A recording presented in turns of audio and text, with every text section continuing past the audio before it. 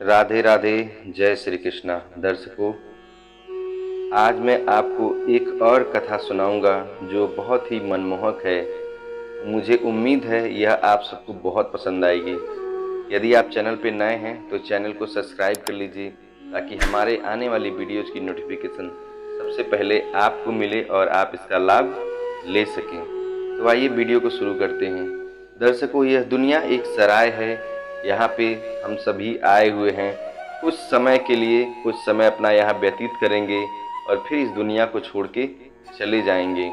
लेकिन बहुत सारे लोग हैं जो इस चीज़ को नहीं समझते हैं, इस बात को नहीं समझते हैं और उनका व्यवहार जो है अन्य लोगों की अपेक्षा अलग होता है, उनका बर्ताव जो है अलग होता है। इसी से संबंधित एक कहानी मैं आपको सुनाता हूँ। एक राज्य में एक राजा रहता था और वह बहुत ही घमंडी था। उसके घमंड की वजह से आसपास के जो पड़ोसी राज्य थे उनसे उसका संबंध अच्छा नहीं था। उसके घमंड की वजह से सारे राज्य के लोग उसकी बुराई करते रहते थे। एक बार की बात है, उस गांव से एक साधु गुजर रहे थे, उस राज्य से एक साधु गुजर रहे थे। उन्होंने राजा के बारे में सुना, राजा के घमंड के बारे में सुना और राजा को एक सबक सिखाने के लिए सोचा। साधु तेजी से बिना महल के द्वारपालों से अनुमति लिए राजमहल में प्रवेश कर गए। द्वारपाल भौचक्के रह गए। उन्होंने सोचा कि ये साधु को क्या हो गया, महात्मन को क्या हो गया।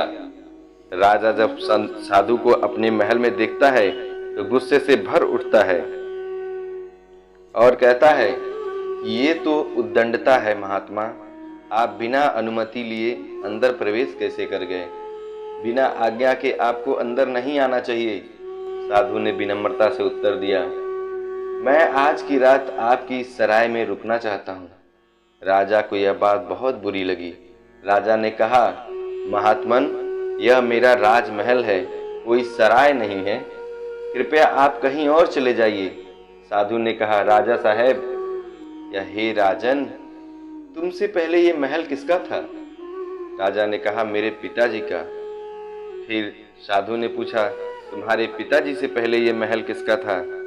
फिर राजा ने उत्तर दिया, मेरे दादाजी का। फिर साधु ने मुस्कुरा के कहा, हे राजन, तब तुम मुझे ये बताओ कि जिस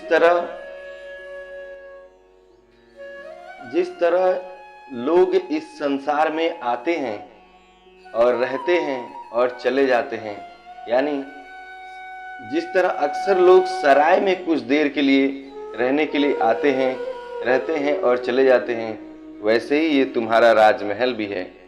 क्यों?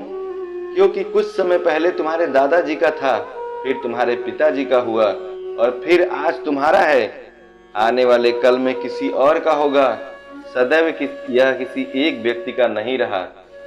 ये राजमहल जिस पर तुम्हें इतना घमंड हो रहा है, यह एक सराय है जहां एक व्यक्ति कुछ समय के लिए आता है और फिर चला जाता है। साधु की इन बातों से राजा बहुत प्रभावित हुआ। उसने अपना सारा राजपाट, मान सम्मान छोड़कर साधु के चरणों में नतमस्तक हो गया और महात्मा से क्षमा मांगी। बोला, हे महात्मन, मुझसे बहुत बड़ी त्रुटि हो गई, बहुत बड़ी गलती हो गई, मुझे क्षमा कर दीजिए।